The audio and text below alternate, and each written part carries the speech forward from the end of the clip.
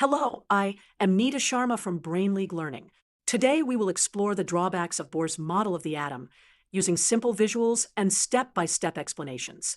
Let's start with a simple picture of the Bohr model. The nucleus is at the center, and the electron moves in a fixed circular orbit like a planet around the sun. Drawback 1. It only works for hydrogen.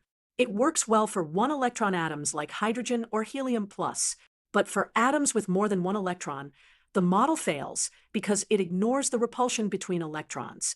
Drawback 2. The Zeeman and Stark effects. When atoms are placed in magnetic or electric fields, their spectral lines split into multiple lines. Bohr's model cannot explain this splitting. Drawback 3. Bohr treated electrons like tiny planets. But in quantum mechanics, electrons behave like waves and do not follow simple circular paths. Drawback 4. The uncertainty principle. You cannot know the exact position and exact velocity of an electron at the same time. Bohr's model tries to fix both, which violates this rule. Drawback 5. Fine structure of spectra. What looked like one line is actually multiple, very close lines. Bohr's model was too simple to explain this. Drawback 6. Bohr assumed perfectly circular orbits. Later scientists showed that orbits can also be elliptical, but Bohr's model did not include them.